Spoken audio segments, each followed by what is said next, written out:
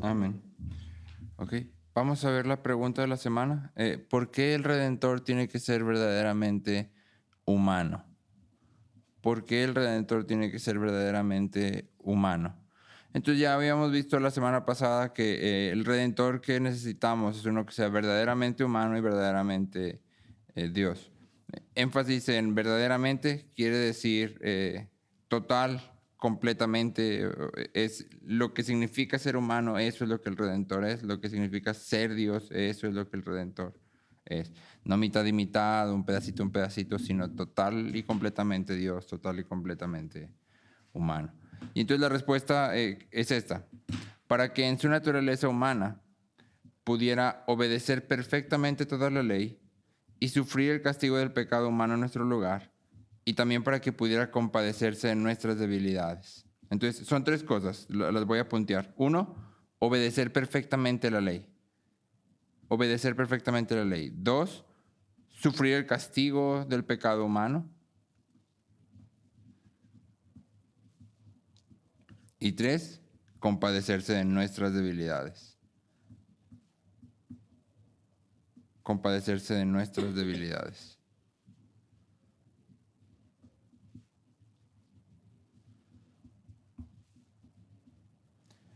Y vamos a leer Hebreos 2, del 5 al 18. Hebreos 2, del 5 al 18. Dice el versículo 5. Porque no sujetó a los ángeles al mundo venidero, acerca del cual estamos hablando.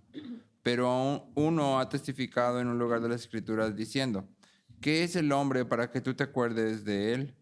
¿O el hijo del hombre para que te intereses en él? Lo has hecho un poco inferior a los ángeles, lo has coronado de gloria y honor, y lo has puesto sobre las obras de tus manos. Todo lo has sujetado bajo sus pies. Pero al sujetarlo todo a él, no dejó nada que no le sea sujeto.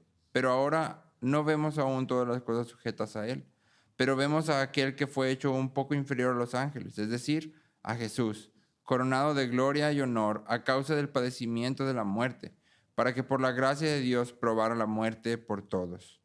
Porque convenía que aquel para quien son todas las cosas, y por quien todas las cosas, y por quien son todas las cosas, llevando muchos hijos a la gloria, hiciera perfecto por medio de los padecimientos al autor de la salvación de ellos.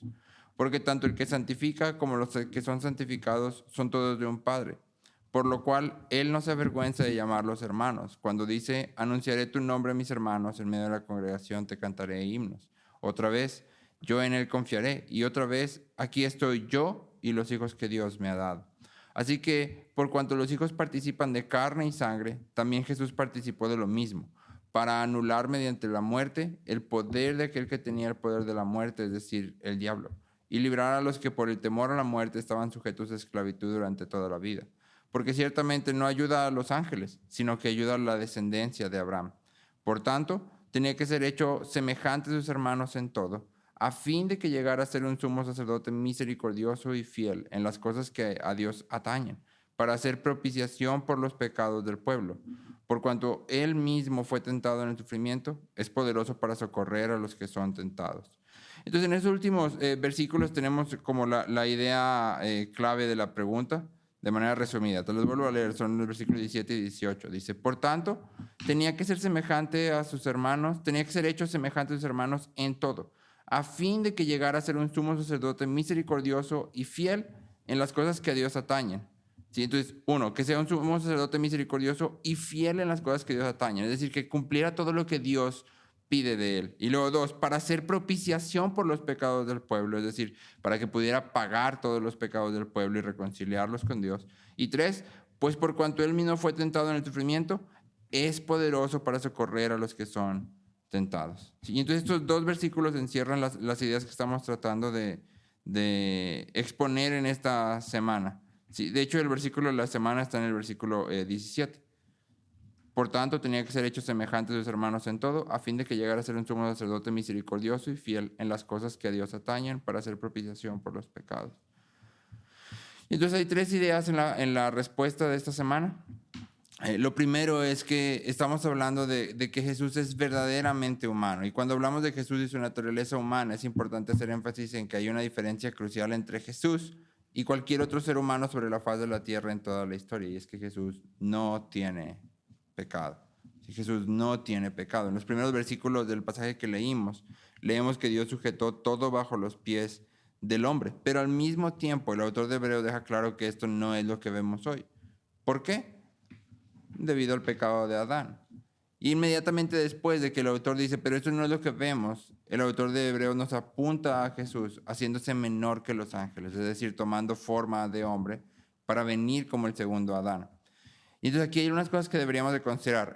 Número 1, Adán fue creado sin pecado. Y cuando Jesús es presentado como el segundo Adán, se nos dice entonces que Jesús es creado sin pecado. Adán da vida a todos los hombres, es decir, de Adán descienden todos. De manera similar, Jesús da vida eterna a todos los que redime. ¿Sí? A Adán le fue dada autoridad para gobernar sobre la creación. Jesús es Señor sobre todo lo que existe. Como Adán trajo muerte física y espiritual al mundo, Jesús trae vida eterna para aquellos que se arrepienten y le siguen. Y entonces el autor de Hebreos lo que hace es presentarnos a Jesús como un segundo Adán, ¿sí? Uno que está trayendo una recreación y que está ahora sí que corrigiendo, haciendo bien todo lo que Adán hizo mal. Es la primera idea. Lo segundo es que en Jesús tenemos un representante perfecto.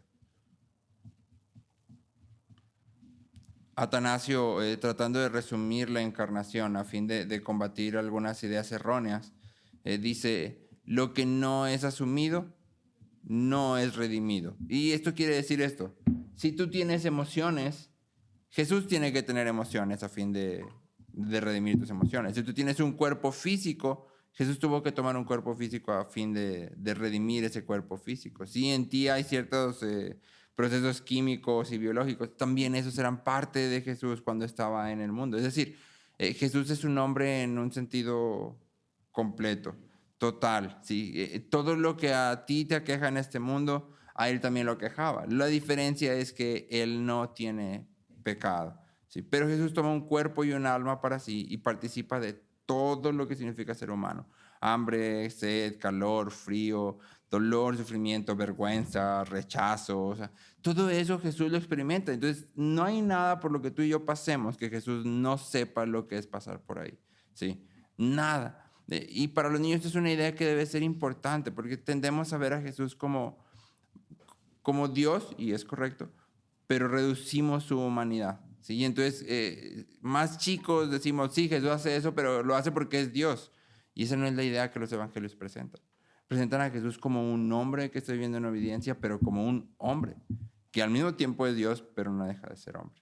¿Sí? Entonces todo lo que Jesús hace a nosotros nos debería de traer esperanza y consuelo y un modelo a seguir.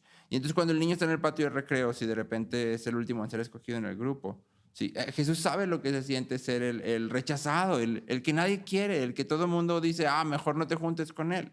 Él sabe lo que es experimentar eso, ¿sí? Así como cuando estás en medio de un grupo de personas que parece que lo único que quieren hacer es hacerte enojar. Bueno, Jesús sabe lo que es estar en medio de un grupo de personas que parece que lo único que quieren es hacerte enojar, ¿sí? Y entonces Jesús puede, y de hecho eso es lo que el autor de Hebreos dice, tenemos un sumo sacerdote que puede compadecerse, porque pasó por lo mismo que tú y yo pasamos, ¿sí? Jesús entiende nuestro dolor. Y entonces no solo es un representante perfecto, sino que también es un sacerdote misericordioso. ¿Sí? Misericordioso, uno que ha participado de todos los dolores que existen en esta tierra. Y es muy importante que tú y yo presentemos a Jesús así. Jesús es ciertamente Dios, pero nunca debemos ignorar o minimizar su humanidad. ¿Sí? Como si por ser Dios ya es inalcanzable, porque de hecho Pedro nos dice, anden en los pasos de Jesús. Y si todo lo que Jesús hizo lo hizo solamente porque es Dios, entonces sería imposible para nosotros andar en sus pasos. ¿Sí? Más bien Pedro está diciendo, Jesús es hombre tal como nosotros, de manera que somos llamados a imitarlo. ¿Sí? Y por el Espíritu a través de la obra de Dios podemos imitarlo. ¿Sí? Entonces, mientras estamos en esta semana trabajando con esto, es importante que enfatice estas tres cosas. Jesús como hombre cumple toda la ley. Solo un hombre puede cumplir la ley de manera que sea aceptable, porque Dios dio la ley ¿para quién? Para los hombres. Y entonces tiene que ser un hombre quien la cumpla. Y son los hombres quienes la quebrantan. Y entonces solo un hombre puede pagar el precio de quebrantar la ley. Pero al mismo tiempo hay algo más que simplemente pagar la deuda y cubrir el saldo, sino que Jesús se compadece de nosotros y experimenta todo lo que tú y yo experimentamos, de manera que puede entender lo que sufrimos.